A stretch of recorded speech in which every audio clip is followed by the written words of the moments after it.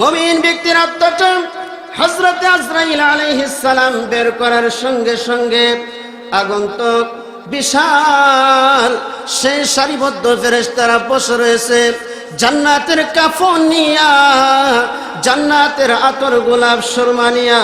মুমিন ব্যক্তির আত্মাটা বাহির করার সঙ্গে সঙ্গে যে ফেরেশতারা এসেছিল জান্নাতের কাফন নিয়ে, তারা সঙ্গে সঙ্গে রূহটাকে তারা জান্নাতি কাফন দিয়া বেটন করে পালাইবে, জান্নাতি আতর দিয়া সুবাসিত করে আসমানের দিকে রওনা হয়ে যাবেন।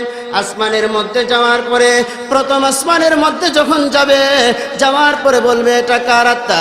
বলবে এটা মুমিন ব্যক্তির আত্মা। সঙ্গে সঙ্গে জান্নাতের সঙ্গে সঙ্গে প্রথম আসমানের গেটটা খুলে দেওয়া হবে। প্রথম আসমানের মধ্যে যে সমস্ত ফেরেশতারা ছিল, ওই ফেরেশতারাও আহলান সাহলান দিয়া মারহাবান দিয়া, ওই ফেরেশতারাও লাল গোলাপ শুভেচ্ছা প্রাণডালা শুভেচ্ছা দিয়া এই মুমিন আত্মার, মুমিন ব্যক্তির আত্মাটাকে দ্বিতীয় আসমানের মধ্যে নিয়ে যাবে। দ্বিতীয় আসমান, তৃতীয় আসমান, চতুর্থ আসমান, এমনই ভাবে সপ্তম আসমানের মধ্যে যখন পৌঁছে যাবে, সপ্তম আসমানের মধ্যে যাওয়ার পরে আল্লাহ রাব্বুল আলামিন বলবেন, এরে ফেরেশতারা, আমার এই মুমিন ব্যক্তির আত্মাটাকে তোমরা ইল্লিন নামক জায়গার মধ্যে লিখে দাও। ইল্লিন জায়গাটা অত্যন্ত দামি এবং সম্মানিত জায়গা। ওই জায়গার মধ্যে মুমিন ব্যক্তির নামটা লিখে দাও। তারপরে এই মুমিন ব্যক্তিকে জমিনের মধ্যে পাঠিয়ে দাও। এই জমিনের থেকে আমি আমার বান্দা বান্দিকে সৃষ্টি করেছি, আবার এই জমিন থেকে আমি তাদেরকে আবার জমিনের মধ্যে ফিরে যেতে হবে। আবার কাল কিয়ামতের ময়দানে, হাসরের ময়দানে আমি আল্লাহ আমার এই বান্দা বান্দিদেরকে এই মাটি থেকে বের করব। সুবহানাল্লাহ। মিন্নাহা খলাকনাকুম ওয়া ফিহা নুঈদুকুম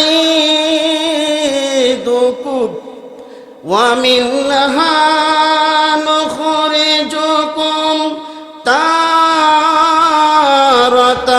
উখরা। আল্লাহ বলেন, ও বান্দা বান্দা, আমি আল্লাহ তোমাদেরকে মাটি থেকে সৃষ্টি করেছি, আবার তোমাদেরকে মাটির মধ্যে ফিরে যেতে হবে, আবার এই মাটি থেকেই তোমাদেরকে আমি আল্লাহ উঠাবো। মিন্নাহা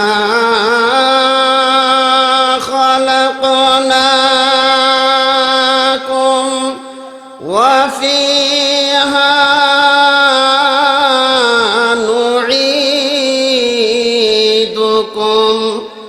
ومنها نخرجكم تارة أخرى। এর দীর্ঘ আয়াতে আল্লাহ বলেন, আমি আল্লাহ তোমাদেরকে মাটি থেকে সৃষ্টি করেছি, আবার এই মাটির মধ্যে তোমাদেরকে ফিরিয়ে নেব, আবার এই মাটি থেকে তোমাদেরকে আমি আল্লাহ বের করে আনব। আমার ভাই, আমরা জন্মের আগে দুনিয়াতে ছিলাম না। যখন জন্মগ্রহণ করছি তখন আমরা দুনিয়াতে আসি, আবার যখন মারা যাব, ইন্তেকাল করব, তখনও আমরা আর দুনিয়াতে থাকবো না। কথা ঠিক না বেটি? তো আল্লাহ রাব্বুল আলামিন আমাদের জীবন এবং মরণ এই দুইটা জিনিসকে কিসের জন্য সৃষ্টি করেছেন? আল্লাহ পাক সূরা মুলকের মধ্যে বলেন, আল্লাযী খালাকাল মাউতা ওয়াল হায়াতা লিয়াবলুয়াকুম আইয়ুকুম আহসানু আমালা। আল্লাহ বলেন, আমি তোমাদের জীবন এবং মৃত্যু এই দুইটা জিনিসকে এজন্য সৃষ্টি করেছি, আমলের দিক দিয়ে কে উত্তম তা পরীক্ষা করার জন্য। কারা দুনিয়াতে এসে আমল করে আর কারা দুনিয়াতে এসে আমল করে না, এই দুইটা জিনিস পরীক্ষা করার জন্য আমি আল্লাহ তোমাদের জীবন দিলাম এবং মৃত্যু দিলাম। অন্যথায় তো আল্লাহ জীবন দিয়েছেন, মরণের কোনো দরকার ছিল না। কিন্তু আল্লাহ তাআলা এই আমলের ব্যাপারে আমাদেরকে পরীক্ষা করার জন্যই আমাদেরকে জীবন এবং মৃত্যু দান করছেন। আমার ভাইয়েরা, বন্ধুরা, আমরা এই পৃথিবীতে আসার পূর্বে আল্লাহ রাব্বুল আলামিন সমস্ত মানুষদেরকে সৃষ্টি করে একটা জগতের মধ্যে রাখছিল। ওই জগতের নাম তাফসীরের কিতাবের মধ্যে লেখা হয়, ওইটা হচ্ছে আলমে আরওয়াহ, রূহের জগৎ। এই রূহের জগৎ থেকে আল্লাহ রাব্বুল আলামিন মানুষদেরকে পাঠাইলেন বাইনাস সুলবি ওয়াত তারাইব, পুরুষের পৃষ্ঠদেশ এবং নারীর বক্ষ দেশে, নারী পুরুষের সংমিশ্রণে মানুষদেরকে আল্লাহ আরেকটা জগতের মধ্যে পাঠায়। তাফসীরের কিতাব লেখে ওই জগতের নাম হলো আলমে বতন, মায়ের পেটের জগৎ। এই মায়ের পেটের জগতে আমরা 10 মাস 10 দিন থাকার পরে আমাদেরকে দুনিয়ার জগতে আল্লাহ তাআলা পাঠাইছেন। এই দুনিয়ার জগৎটাকে বলা হয় আলমে আসবাব, বস্তু জগৎ। এই বস্তু জগৎটা হচ্ছে আখিরাতের বাজার। আমার ভাইরা, আমরা যখন বাজারের মধ্যে যাই সদাই করে আনার জন্য, সদাই করি কিসের জন্য? যে যদি আমরা বাজারে 1 ঘন্টা আধা ঘন্টা বাজার কইরা তারপরে আনি, তাহলে 3 বেলা খাবার আমরা সঠিকভাবে খাইতে পারবো। প্রবাসী ভাইরা যখন বিদেশে যায়, তারা কি সারা জীবনের জন্য যায় নাকি 5 বছর 10 বছর 20 বছর 3 বছর থাকার জন্য যায়? যে ওইখানে জরুরতের জন্য যায়, যাইয়া ওইখান থেকে অর্থ করে টাকা পয়সা ইনকাম করে এনে দেশের মধ্যে একটা বাড়ি বানাইবো, একটা গাড়ি কিনবো, দেশের মধ্যে সুন্দরভাবে সাবলীল পরিবেশে তারা সুন্দরভাবে তারা একটা জীবন যাপন করবে। সেই জন্য তো তারা বিদেশে যায়, সারা জীবন থাকার জন্য নয়। ঠিক তেমনিভাবে দুনিয়াটা হচ্ছে আখিরাতের বাজার।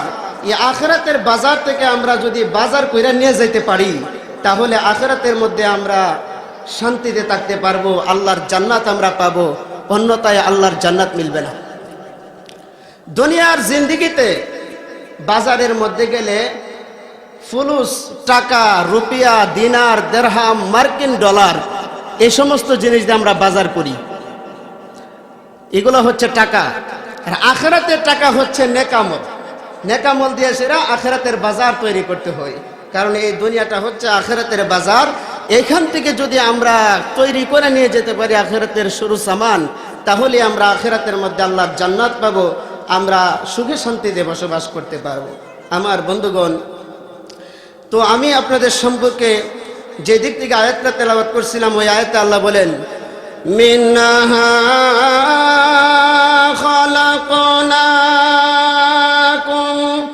ওয়া ফিহা নুঈদুকুম ওয়া মিনহা নুখরিজুকুম তারাতান উখরা। আল্লাহ বলেন, এ দুনিয়ার মানুষেরা, এ দুনিয়ার নারী পুরুষেরা শোনো, আমি আল্লাহ তোমাদেরকে মাটি থেকে সৃষ্টি করেছি, আবার তোমাদেরকে মাটিতে ফিরে নেব, আর এই মাটি থেকে তোমাদেরকে আমি আল্লাহ বের করে আনবো। তারপরে তোমাদের পরীক্ষা হবে রে। সূরা মুলকের 2 নম্বর আয়াতের মধ্যে আল্লাহ ঘোষণা করেন, তোমাদেরকে আল্লাহ পরীক্ষা করবে। সেই পরীক্ষাটা হলো নেক আমলের দিক দিয়া কে উত্তম। আল্লাহু আকবার। আমার বন্ধুগণ, তো আমরা যে মরতে হবে এর মধ্যে কোনো সন্দেহ আছে? পৃথিবীতে কোনো রাজা বাদশাহ অর্থকোটিওয়ালা ধনাঢ্য ব্যক্তি মরবে না এমন কোনো গ্যারান্টি আছে? সকলেই মরতে হবে। অর্থাৎ কুল্লু নাফসিন যায়কাতুল মাউত, যত জীব আছে যেগুলাকে আল্লাহ তাআলা প্রাণ দিয়া পাঠিয়েছেন, সকলকে মৃত্যুর স্বাদ আস্বাদন করতে হবে। আমার ভাই, এজন্য আমাদের নেক আমল যদি আমাদের থাকে, তাহলে মৃত্যুর সময় আমাদের মৃত্যুটা হবে অত্যন্ত সহজ। অন্যথায় মৃত্যু অনেক কঠিন। আল্লাহ রাব্বুল আলামিন যখন এই বিশ্ব ব্যবস্থা, আল্লাহ পাক কিন্তু একবার পরিসমাপ্তি ঘটাবেন, যাকে বলা হয় কিয়ামত। কিয়ামত যখন হয়ে যাবে, সবাই ইন্তেকাল করবে, তখন আল্লাহ রাব্বুল আলামিন আজরাইল আলাইহিস সালামকে বলবেন, মাম বাকিয়া ইয়া মালাকাল মাউত, হে মালাকুল মাউত আজরাইল, আর কে বাকি আছে? মালাকুল মাউত বলবে, আল্লাহ একমাত্র তুমি আছো আর আমি আজরাইল আছি। তখন আল্লাহ বলবেন, তুমি কোথায় আছো? তখন মালাকুল মাউত বলবেন, আল্লাহ আমি তো আরশের নিচে, আর আপনি হলেন আরশের উপরে। তখন আল্লাহ বলবেন, দেখো তো আরশের নিচে কি লেখা আছে। তখন তিনি দেখবেন যে আল্লাহ ব্যতীত যারা আছে সবাই মরতে হবে, ওখানে আজরাইলেরও সিরিয়াল আইসা পড়ছে। সায়ুলকিহি সাকারাতুল মাউত, আজরাইলের ভিতরে আল্লাহ রাব্বুল আলামিন সাকরাতুল মাউতের যে যন্ত্রণা, সে যন্ত্রণাটা ঢুকায় দিবেন। সঙ্গে সঙ্গে আজরাইল চিৎকার দিতে থাকবে আর বলতে থাকবে, লিইজ্জাতিল্লাহি ওয়া জালালি, আল্লাহ গো তোমার ইজ্জতের কসম, তোমার সম্মানের কসম, আমি যদি জানতাম মৃত্যুর যন্ত্রণা এত কঠিন, মৃত্যুর যন্ত্রণা এত ভয়াবহ, তাহলে আমি কোনোদিন মুমিনের জান কবজ করার সময় বিন্দু পরিমাণও কষ্ট দিতাম না। আমার বন্ধুগণ, যদি নেক আমল করে যেতে পারি, আমলে সলেহ করে যেতে পারি, তাহলে আমাদের মরণ সময়ে মৃত্যুটা হবে একবারে সহজ। আল্লাহ নবী সাল্লাল্লাহু আলাইহি সাল্লাম হাদিস শরীফের মধ্যে বলেন, যখন কোনো মুমিন ব্যক্তি মৃত্যুর সময় আসে, তখন তার সামনে তার মাতার কাছে মুমূর্ষ ব্যক্তি, কিছুক্ষণ পরে সে মারা যাবে, মুমূর্ষ অবস্থায় আছে, সাকরাত শুরু হয়ে গেছে, তখন আল্লাহর পক্ষ থেকে একদল ফেরেশতা বিরাট একটা লম্বা সারি তার কাছে আসে, তার মাথা থেকে বসে লাইন ধরে বসতে থাকে। আল্লাহ রাসূল সাল্লাল্লাহু আলাইহি ওয়াসাল্লাম হাদিসে বলেন, যতটুকু দৃষ্টি যায় ততটুকু পর্যন্তই বসেন। এবং এই ফেরেশতার দলেরা জান্নাত থেকে কাফনের কাপড় এবং আতর এগুলা নিয়ে আসে। যখন তার মৃত্যুর সময় হয়ে গেল, মালাকুল মাউত আজরাইল আলাইহিস সালাম মুমিন ব্যক্তির মাথার কাছে বসে বলবেন, হে মুমিন ব্যক্তির পবিত্র আত্মা, আল্লাহর হুকুমে তুমি বের হয়ে আসো। অত্যন্ত সহজে বের হয়ে আসবে। কেমন সহজে? নবীজি বলেন, যখন আমরা কলস থেকে কোনো গ্লাসের মধ্যে পানি ঢালি, যত সহজে বের হয়ে আসে, ঠিক তেমনিভাবে অত সহজে মুমিন ব্যক্তির আত্মাটা বের হয়ে আসবে। আমার ভাইরা বন্ধুরা, মুমিন ব্যক্তির আত্মাটা হযরত আজরাইল আলাইহিস সালাম বের করার সঙ্গে সঙ্গে আগন্তুক বিশাল সেই সারিবদ্ধ ফেরেশতারা বসে রয়েছে, জান্নাতের কাফন নিয়া, জান্নাতের আতর, গোলাপ, সুরমা নিয়া মুমিন ব্যক্তির আত্মাটা বাহির করার সঙ্গে সঙ্গে যে ফেরেশতারা এসেছিল জান্নাতের কাফন নিয়ে, তারা সঙ্গে সঙ্গে রূহটাকে তারা জান্নাতি কাফন দিয়া বেটন করে ফেলাইবে, জান্নাতি আতর দিয়া সুবাসিত করে আসমানের দিকে রওনা হয়ে যাবেন। আসমানের মধ্যে যাওয়ার পরে, প্রথম আসমানের মধ্যে যখন যাবে, যাওয়ার পরে বলবে, এটা কার আত্মা? বলবে, এটা মুমিন ব্যক্তির আত্মা। সঙ্গে সঙ্গে জান্নাতের সঙ্গে সঙ্গে প্রথম আসমানের গেটটা খুলে দেওয়া হবে। প্রথম আসমানের মধ্যে যে সমস্ত ফেরেশতারা ছিল, ওই ফেরেশতারাও আহলান সাহলান দিয়া, মারহাবান দিয়া, ওই ফেরেশতারাও লাল গোলাপ শুভেচ্ছা, প্রাণডালা শুভেচ্ছা দিয়া এই মুমিন আত্মার, মুমিন ব্যক্তির আত্মাটাকে দ্বিতীয় আসমানের মধ্যে নিয়ে যাবে। দ্বিতীয় আসমান, তৃতীয় আসমান, চতুর্থ আসমান, এমনই ভাবে সপ্তম আসমানের মধ্যে যখন পৌঁছে যাবে, সপ্তম আসমানের মধ্যে যাওয়ার পরে আল্লাহ রাব্বুল আলামিন বলবেন, এরে ফেরেশতারা, আমার এই মুমিন ব্যক্তির আত্মাটাকে তোমরা ইল্লিন নামক জায়গার মধ্যে লিখে দাও। ইল্লিন জায়গাটা অত্যন্ত দামি এবং সম্মানিত জায়গা, ওই জায়গার মধ্যে মুমিন ব্যক্তির নামটা লিখে দাও। তারপরে এই মুমিন ব্যক্তিকে জমিনের মধ্যে পাঠিয়ে দাও। এই জমিনের থেকে আমি আমার বান্দা বান্দিকে সৃষ্টি করেছি, আবার এই জমিন থেকে আমি তাদেরকে আবার জমিনের মধ্যে ফিরে যেতে হবে। আবার কাল কিয়ামতের ময়দানে, হাসরের ময়দানে আমি আল্লাহ আমার এই বান্দা বান্দিদেরকে এই মাটি থেকেই বের করব। সুবহানাল্লাহ। মিনহা খালাকনাকুম ওয়া ফিহা নুঈদুকুম ওয়া মিনহা নুখরিজুকুম তারাতান উখরা। আল্লাহ বলেন, ও বান্দা বান্দে, আমি আল্লাহ তোমাদেরকে মাটি থেকে সৃষ্টি করেছি, আবার তোমাদেরকে মাটির মধ্যে ফিরে যেতে হবে, আবার এই মাটি থেকেই তোমাদেরকে আমি আল্লাহ উঠাবো। যখন ইল্লিনের মধ্যে, সাত আসমানের উপরে ইল্লিনের মধ্যে নামটা লেখায়া আবার কবরের মধ্যে আসবেন রুহুটা। কবরের মধ্যে আসার পরে আল্লাহ মুনকার এবং নাকির দুইজন ফেরেশতাকে পাঠাবেন। তারা এসে আবার প্রশ্ন শুরু করবে, মার রাব্বুকা, তোমার রবকে? মুমিন ব্যক্তি পটার পট করে জবাব দিয়ে দিবে, রব্বি আল্লাহ, আমার রব হলো আল্লাহ। আবার প্রশ্ন করবে, ওমা দীনুকা, তোমার দিন কি? মুমিন ব্যক্তি উত্তর দিয়ে দিবে, দীনুল ইসলাম, আমার দিন হলো ইসলাম ধর্ম। আল্লাহর নবীর দিকে ইশারা করে বলবেন, ওমান নাবিয়ুকা, তোমার নবীকে? মুমিন ব্যক্তি পটার পট করে জবাব দিয়ে দিবে, আমার নবী হলো মুহাম্মাদুর রাসূলুল্লাহ সাল্লাল্লাহু আলাইহি ওয়াসাল্লাম। লা ইলাহা ইল্লাল্লাহ, লা ইলাহা, জোরে লা ইলাহা ইল্লাল্লাহ, লা ইলাহা ইল্লাল্লাহ, লা ইলাহা, লা ইলাহা ইল্লাল্লাহ, লা ইলাহা। আসমানের মালিক যে আল্লাহ, জমিনের মালিক সে আল্লাহ, জোরে লা ইলাহা। হায়াতের মালিক যে আল্লাহ, মৌতের মালিক সে আল্লাহ, লা ইলাহা, লা ইলাহা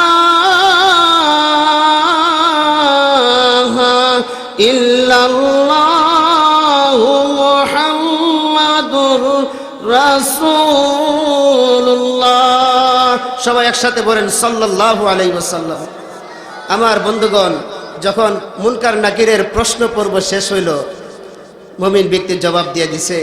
আল্লাহ নবী হাদিসে বলেন, আল্লাহর পক্ষ থেকে আবার ঘোষণা হয়ে যাবে, ও ফেরেশতারা, আমার মুমিন ব্যক্তির কবরটাকে ওয়া আফরিশুহু বিল জান্নাহ ওয়া আলবিসুহু বিল জান্নাহ, আমার এই মুমিন ব্যক্তির শরীরের মধ্যে জান্নাতের পোশাক পরিয়ে দাও। এই কবর মাটির কবর থাকবে না, এই কবরের মধ্যে জান্নাতের বিছানা বিছায় দাও। আল্লাহর জান্নাত থেকে একটা সুড়ঙ্গ খোদাই করে দাও, যে সুড়ঙ্গ দিয়ে জান্নাতের আলো বাতাস মুমিন ব্যক্তির কবরে পৌঁছতে থাকবে। সুবহানাল্লাহ। আমার ভাই, আর যদি বদকার ব্যক্তি হয়, তখন তার সামনে মালাকুল মাউত আজরাইল আসবে, আয়েশা তার জানটাকে এত কষ্ট দিয়া তাকে বাহির করবে। যদি কোনো বুনা গোস্তের মধ্যে একটা ফসম ছাইরা দিন, এই ফসমটা তুইলা আনতে অনেক কষ্ট হবে, কারণ বুনা গোস্তের মধ্যে চর্বি আছে না নাই? চর্বি আছে, যার কারণে এই বুনা গোস্ত থেকে পশমটা তুইলা আনতে যেমন কষ্ট হবে, আল্লাহ রসুল বলেন, যে ব্যক্তি গুনাহগার নাফরমান ফাফি ব্যক্তি, তাকে যখন আজরাইল জান কবজ করবে, এত কষ্টের সাথে তাকে জানটা কবজ করবে, তার কাছেও এক সারি অনেকগুলা ফেরেশতা আসবেন, সিরা ফারা ফসা দুর্গন্ধ যুক্ত কাফন নিয়া, এবং কোনো ধরনের কোনো সুবাস, কোনো আতর আনবে না। তাকে নিয়ে যখন আসমানের দিকে রওনা হবে, আসমানের দরজা খোলা হবে না, তালা দিয়ে দিব। আল্লাহ রাব্বুল আলামিন ডাক দিয়ে বলবেন, এই নাফরমানের নামটাকে সিজ্জিন নামক জায়গাতে লিখে দাও। আর সিজ্জিন জায়গাটা হচ্ছে জাহান্নামের একটা জায়গা, অর্থাৎ মাটির অনেক তলদেশে ওই জায়গাটার নাম হচ্ছে সিজ্জিন। সিজ্জিনের মধ্যে তার নামটা লিখে দাও। কবরের মধ্যে আল্লাহ রাব্বুল আলামিন ঘোষণা দিবেন যে তার এই কবরের মধ্যে জান্নাতের কোনো বিছানা বিছানো যাবে না, তাকে আগুনের পোশাক পরাইয়া দাও। ওয়া আলবিসু ফিন্নার, তাকে আগুনের পোশাক পরাইয়া দাও। এই কবরের মধ্যে আগুনের বিছানা বিছাইয়া দাও। জাহান্নাম থেকে একটা সুড়ঙ্গ করে দাও, যে সুড়ঙ্গ দিয়া জাহান্নামের আযাব আসতে থাকবে। নাউজুবিল্লাহ। আমার বন্ধুগণ, এজন্য আমাদেরকে নেক আমল করতে হবে। নেক আমল যদি আমরা করি, আল্লাহর আদেশ এবং রাসূলুল্লাহকে আল্লাহ রাব্বুল আলামিন যা কিছু আদেশ করছেন, এই আদেশগুলা মানি এবং নিষেধগুলাকে আমরা বর্জন করি, তাহলে আমাদের মৃত্যুটা হবে অত্যন্ত সহজ, সুন্দর একটা মৃত্যু হবে। আমাদের যে আসল জিন্দেগি, চিরস্থায়ী জিন্দেগি, ওই জিন্দেগির মধ্যে আমরা সুখে শান্তিতে থাকতে পারবো। আমার ভাই, কারো কি ক্ষমতা আছে জাহান্নামের আগুনে জ্বলার? কারো এক সেকেন্ড জ্বলার ক্ষমতা নাই। কারণ জাহান্নামের আযাবের বিবরণ দিতে গিয়ে আল্লাহ নবী সাল্লাল্লাহু আলাইহি সাল্লাম বলেন, জাহান্নামের আগুনের যে ধোঁয়া, এই ধোঁয়াটা যদি কারো নাগের ডগার মধ্যে লাগে, এই ধোঁয়ার দুর্গন্ধের কারণে দুনিয়ার জিন্দেগিতে যত আরাম আয়েশ করেছে, দুনিয়ার জিন্দেগিতে যত আরাম আয়েশ করেছে, সমস্ত আরাম আয়েশের কথা সেকেন্ডের ভিতরে সে বললে দেব। আর যদি জাহান্নামের আগুনের হিট শরীর স্পর্শ করে মানুষের শরীর, সঙ্গে সঙ্গে আল্লাহর নবী বলেন উপরের যে টুটটা আছে ওই টুটটা লম্বা হইয়া পায়ের গোড়ালির মধ্যে গিয়া পড়বে। মাথার উপর দিয়া এই টুটটা লম্বা হইয়া গিয়ে সেটা পায়ের গোড়ালিতে চলে যাবে, আর নিচের টুটটা লম্বা হইয়া পায়ের পাতার মধ্যে পড়বে। এই হচ্ছে জাহান্নামের আগুনের হিট যদি লাগে। আর যদি সরাসরি আগুনের মধ্যে গিয়ে পড়ে তাহলে কি অবস্থা হবে? দুনিয়ার আগুন হলো সোনালী কালার, এই দুনিয়ার আগুন থেকে 70,000 গুণ বেশি পাওয়ার হলো জাহান্নামের আগুনের কালার, জাহান্নামের আগুনের পাওয়ার। জাহান্নামের আগুন কঠিন, জাহান্নামের আগুন দুনিয়ার আগুনের মতো হবে না। জাহান্নামের আগুন হলো 70,000 বছর জাল দেওয়ার পরে জাহান্নামের আগুনের কালার হয়েছে সাদা, লাল থেকে সাদা। আবার 70,000 বছর জাল দেওয়ার পরে জাহান্নামের আগুন হয়েছে কালো কসকস। জাহান্নামের আগুন কালো। দুনিয়ার আগুন যদি মানুষের শরীরে লাগে চামড়া পুড়ে, তারপরে অন্য কিছু পরে, কথা কোন ঠিক না বেঠিক? আর জাহান্নামের আগুন সরাসরি কলিজার মধ্যে গিয়ে আঘাত করবে, কলিজা পুরে ছাই হয়ে যাবে। আল্লাহ নবী, বিশ্ব নবী রাহমাতুল লিল আলামিন বলেন, উম্মতের এই জাহান্নামের আগুন বড় ভয়াবহ, জাহান্নামের আগুনের পাওয়ার বড় বেশি। এই জাহান্নামের মধ্যে মানুষেরা পুড়তে থাকবে, পুড়তে থাকবে, আল্লাহকে ডাকতে থাকবে, ইয়া মান্নানু, ইয়া মান্নানু, আল্লাহ আমাকে বাঁচাও, আল্লাহ আমাকে বাঁচাও, আমাকে বাঁচাও বলে চিৎকার দিতে থাকবে। 1000 বছর অতিবাহিত হওয়ার পরে আল্লাহ রাব্বুল আলামিন ডাক দিয়ে বলবেন, এরে ফেরেশতা আমার বান্দাকে। ফেরেশতা বলবে, আল্লাহ তোমার বান্দার বলে ক্ষুধা লেগেছে, পানির পিপাসা লেগেছে। আল্লাহ বলছে ক্ষুধা লাগছে, তাহলে তাকে আবার খাবার দাও। খাবারটা কিরকম হবে? লা আকিলুনা মিন শাজারিন মিন যাক্কুম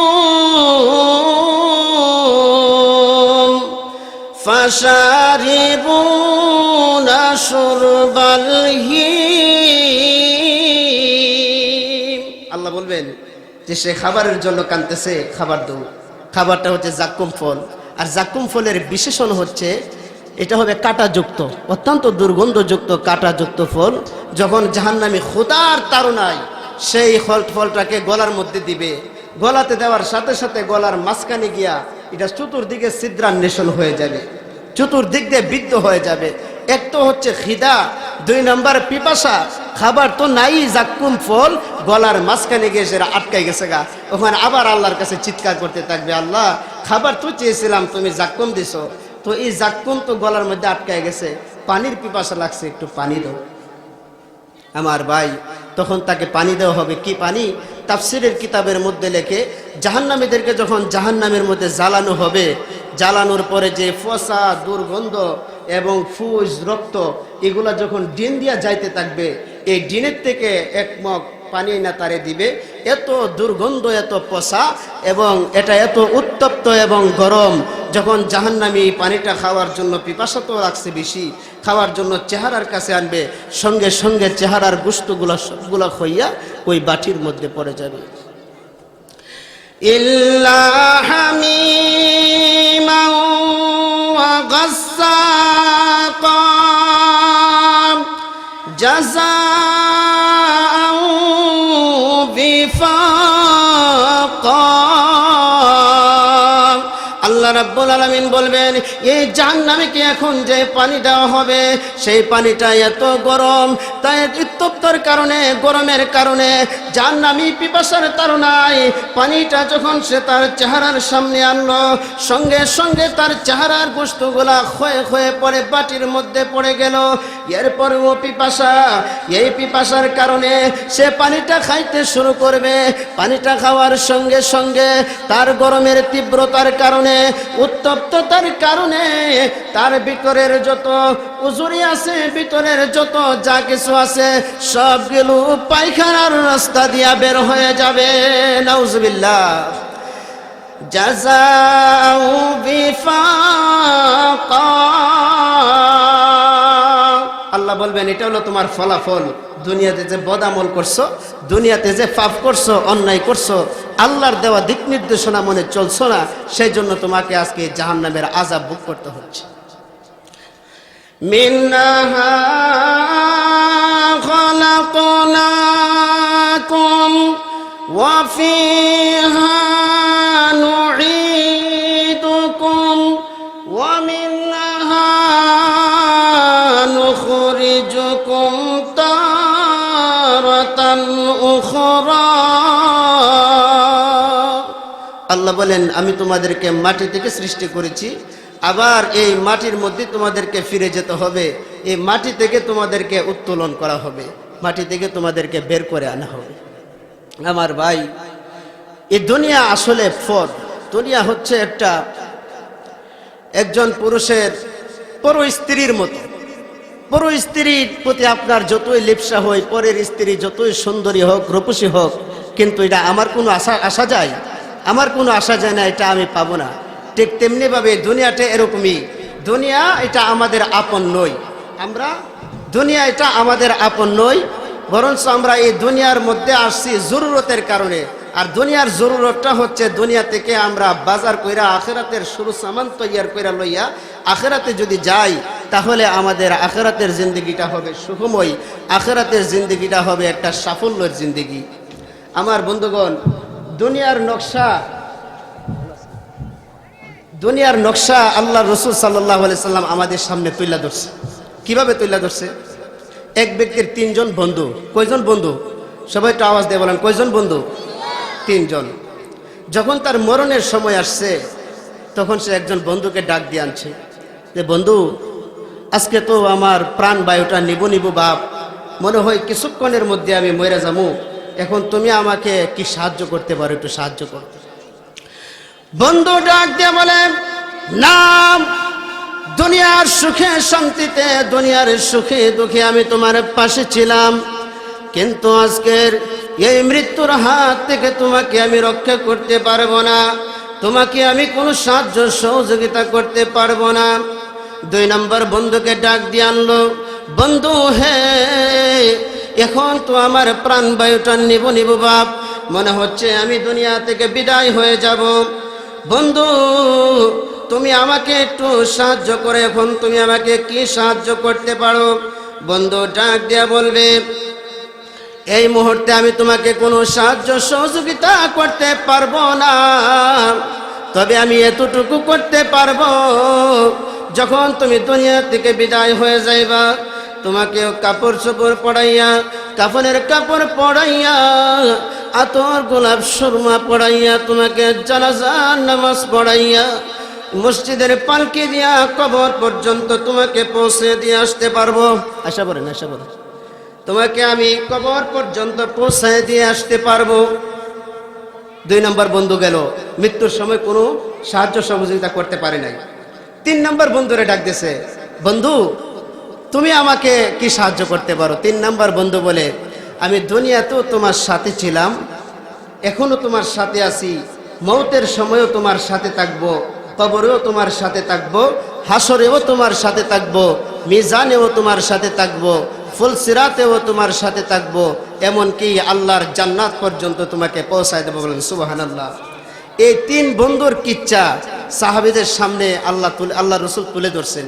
তুলে ধরে বলতেছে, আমার সাহাবীরা, তোমরা জানো নি এই 3 বন্ধু কে?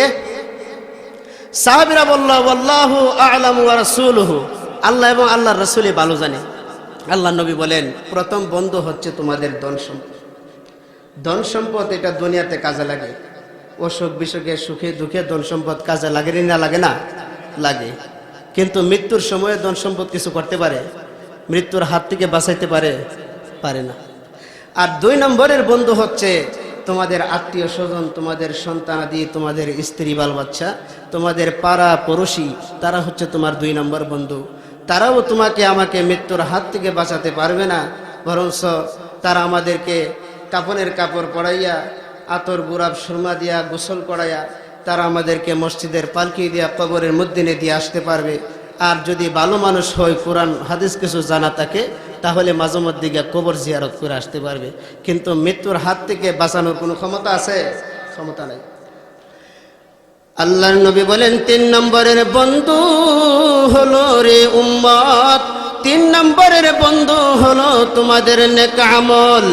এই নেক আমল দুনিয়াতেও তোমার সঙ্গে আছে, মরণেও তোমার সঙ্গে আছে, কবরেও তোমার সঙ্গে আছে, হাসরেও তোমার সঙ্গে থাকবে, মিজানেও তোমার সঙ্গে থাকবে, ফুলসিরাতেও তোমার সঙ্গে থাকবে। এই নেক আমল তোমাদেরকে আল্লাহর জান্নাত পর্যন্ত পৌঁছা দিবে।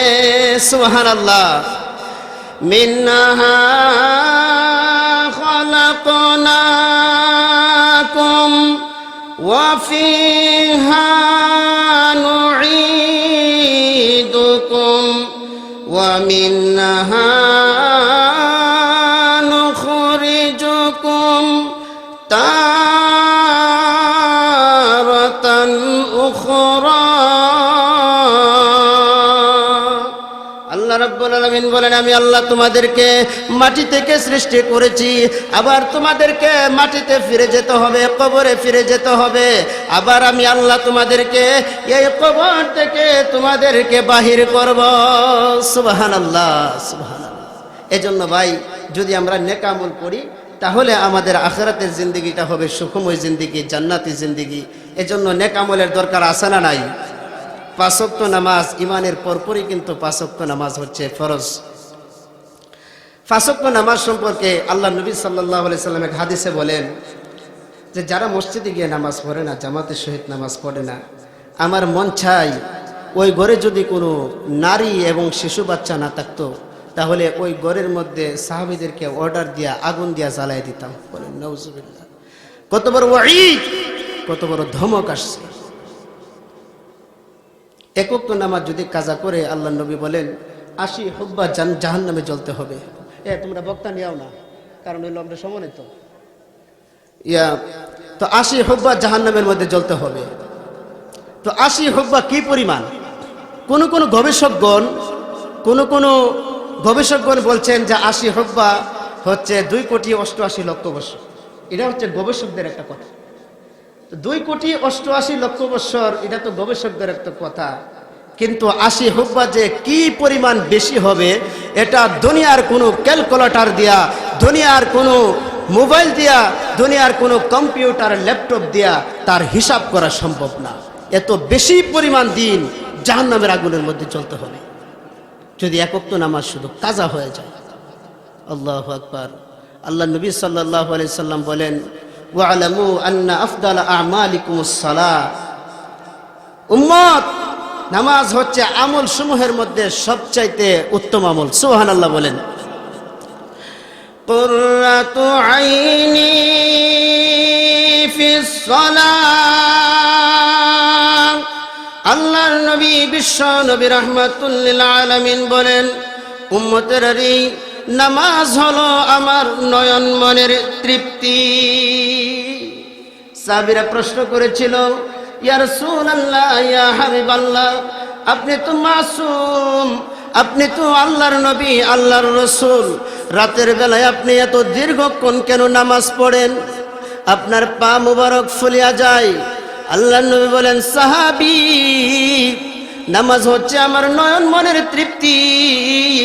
এই নামাজ পড়তে আমাকে তোমরা প্রশ্ন করিও না, নামাজের ব্যাপারে প্রশ্ন করিও না। নামাজ আমি কেন বেশি পড়ি, এই ব্যাপারে তোমরা আমাকে প্রশ্ন করিও না। আল্লাহু আকবার। হযরত আলী কাররামাল্লাহু ওয়াজহাহু রাদিয়াল্লাহু তাআলা আনহু তিনি বলেন হযরত আলী রাদিয়াল্লাহু তাআলা আনহু যখন ওযু করতেন, তখন উনার শরীরের মধ্যে একটা কম্পন সৃষ্টি হয়ে যেত, উনি তরতর করে কাঁপতেন। উনার খাদেম জিজ্ঞাসা করলো, হুজুর আপনি উজু করার পরে আপনি এভাবে কাঁপেন কেন? আপনার শরীরের মধ্যে এত কোনো ভয় সৃষ্টি হয়ে যায় নাকি? আপনি একজন আমিরুল মুমিনিন, আবার রাসূলুল্লাহর জান্নাতের সার্টিফিকেট প্রাপ্ত সাহাবী, উজু করার পরে আপনার শরীরের মধ্যে কাঁপুনি আসে কেন? আমার ভাইরা, আর আমাদের অবস্থা কি? উজু করার পরে উজুখানাতেই তো আমরা মনে করেন যত সারা দিনের যত গপসপ আছে সব উজুখানাতেই করি। উজুখানাতে করার পরে এরপরে যা বাকি আছে সবগুলা মসজিদে গিয়ে সেটা মনে করেন করি। অথচ হযরতে আলী উজু করার সঙ্গে সঙ্গে উনার শরীরের মধ্যে থরথর কইরা কাঁপুনি সৃষ্টি হয়ে যেত। উনার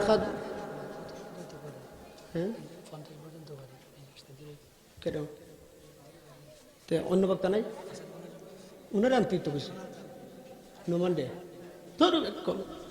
লা ইলাহা ইল্লাল্লাহ, লা ইলাহা ইল্লাল্লাহ, লা ইলাহা ইল্লাল্লাহ, লা ইলাহা ইল্লাল্লাহ, লা ইলাহা ইল্লাল্লাহ, লা ইলাহা লা ইলাহা ইল্লাল্লাহু মুহাম্মাদুর রাসূলুল্লাহ সাল্লাল্লাহু আলাইহি ওয়াসাল্লাম।